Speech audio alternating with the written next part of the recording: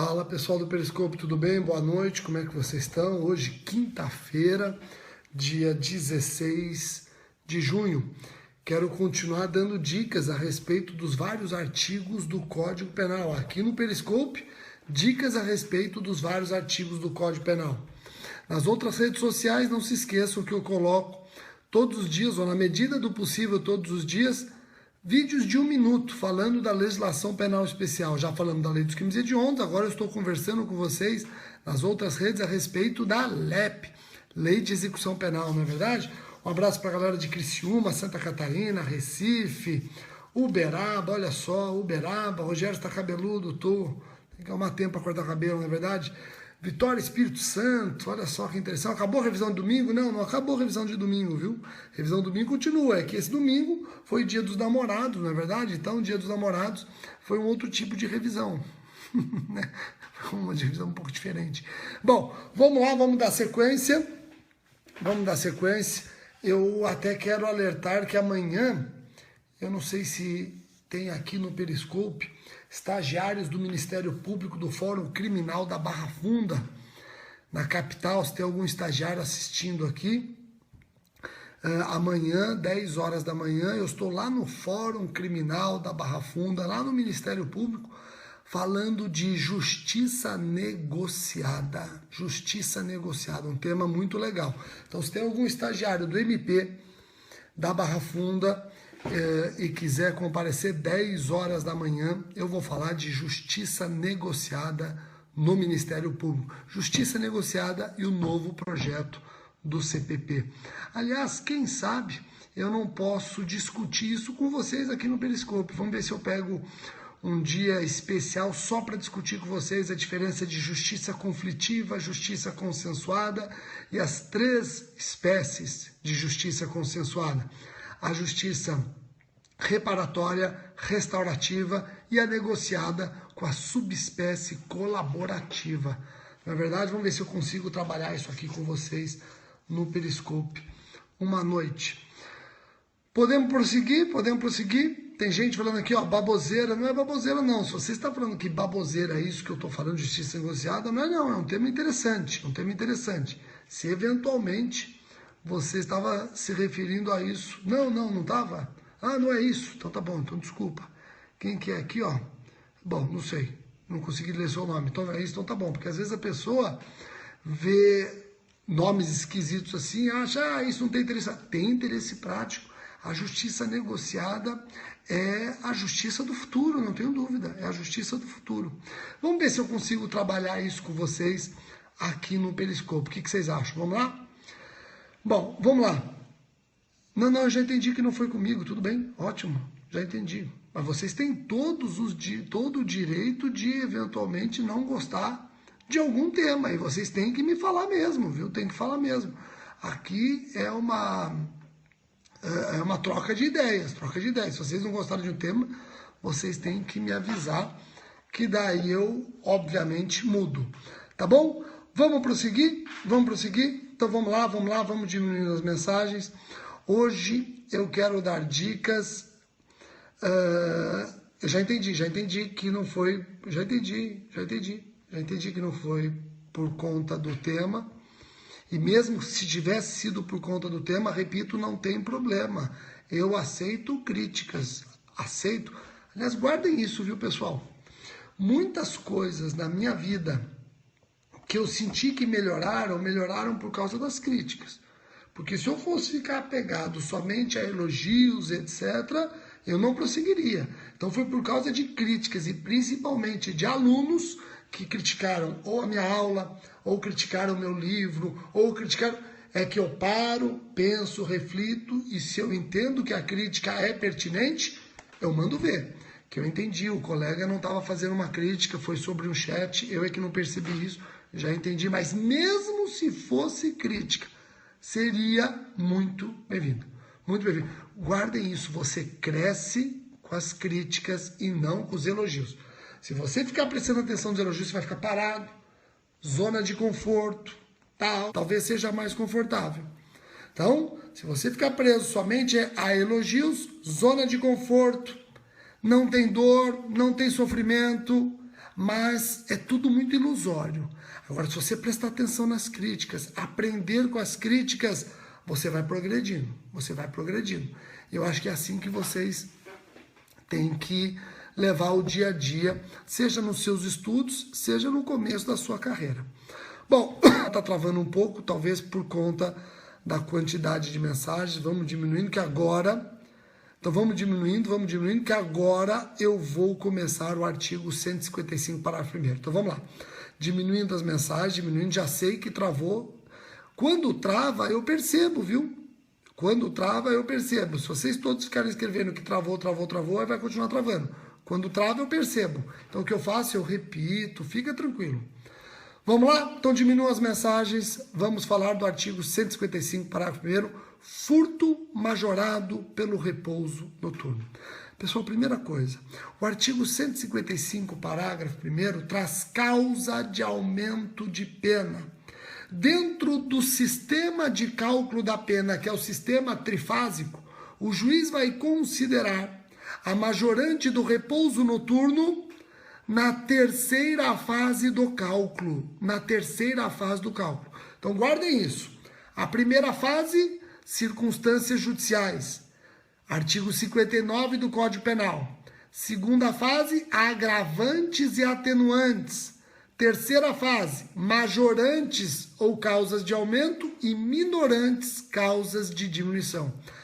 O repouso noturno é causa de aumento de pena. Então vai ser considerado na terceira fase do critério de aplicação da pena, artigo 68 do Código Penal. Tá ok? Então, primeira observação é essa. Segunda observação. Para incidir a majorante, o furto tem que ocorrer durante o repouso noturno. E o que significa repouso noturno? Repouso noturno é aquele período em que a comunidade em que ocorreu o crime se recolhe para o descanso diário.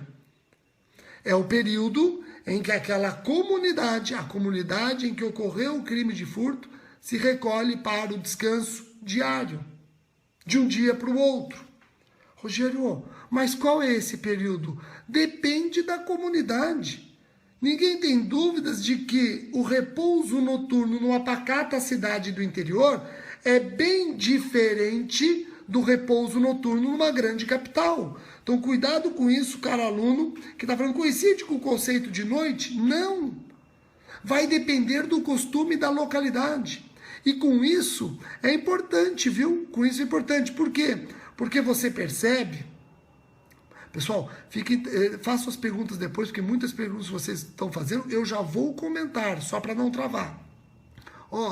Quando eu falo que o período de repouso noturno varia conforme os costumes da localidade, você nunca mais vai sair por aí dizendo que o direito penal não trabalha com costumes.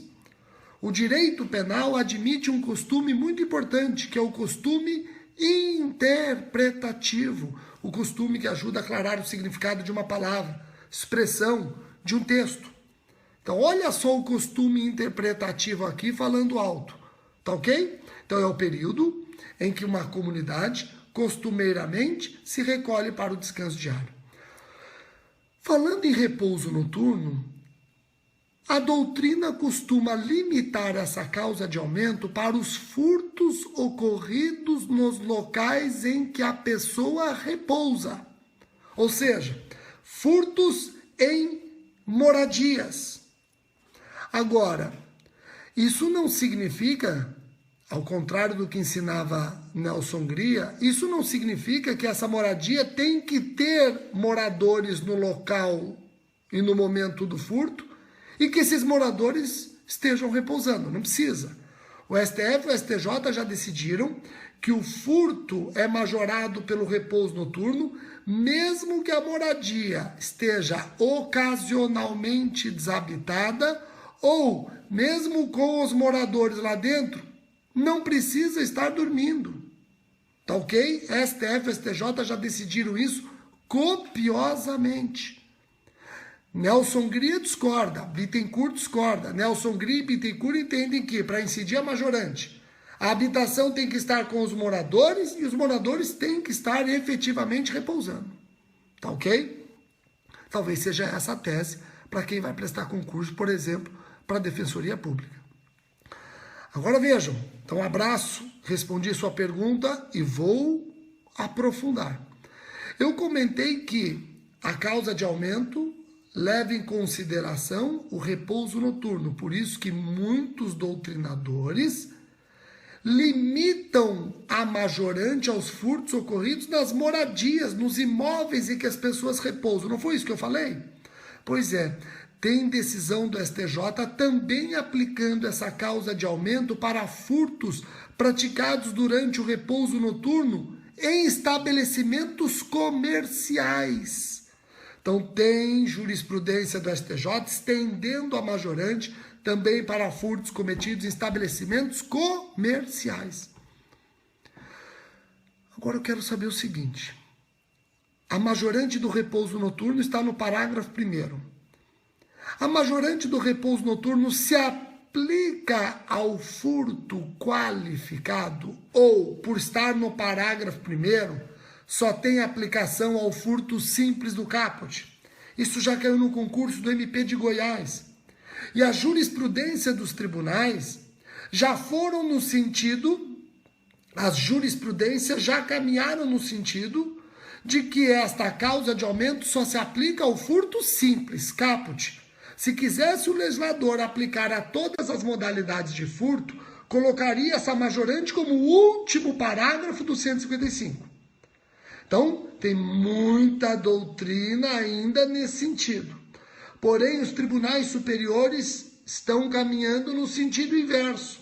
Os tribunais superiores hoje, atualmente, estão decidindo que é perfeitamente possível a incidência da qualificadora com a majorante do repouso noturno. Então, o parágrafo 1º não está restrito ao caput, ele também pode ser aplicado no caso de furto qualificado. Foi essa pergunta que caiu no MP de Goiás e foi essa a resposta certa. Prova CESP cobrou isso? Prova CESP vai ficar com essa resposta que eu acabei de dar. Furto pelo repouso noturno não é somente o furto simples, mas também o furto qualificado. A majorante do parágrafo 1º não está adstrita ao caput. Ela pode ser aplicada aos parágrafos subsequentes. Compreenderam? Então, muita informação hoje a respeito de um só parágrafo do 155. 155, parágrafo 1º. Eu volto no próximo vídeo para trabalhar com vocês o furto do 155, parágrafo 2º, furto privilegiado. Deixa eu só responder uma pergunta que eu vi aqui, ó. Deixa eu só responder uma pergunta que eu vi aqui, perguntando de, Rogério, como é que fica furto de veículos na rua? Veja, a doutrina sempre explicou o seguinte, a jurisprudência não destoou. Se o veículo foi furtado na garagem do imóvel, esse furto, ele ocorreu no imóvel, incide a majorante do parágrafo 1º. Agora, se a pessoa parou o veículo na rua, não está no imóvel, está na rua, estacionado na rua, e lá ocorre o furto, mesmo que de madrugada, não incide a majorante, porque esse veículo não estava no imóvel, e sim na rua. Compreenderam a diferença? Joia? Então assim eu respondo mais uma pergunta feita por um seguidor. Não é verdade? Então, quem tem que agradecer sou eu, agradecer vocês em plena quinta-feira, mais de 10 horas da noite, estarem me acompanhando.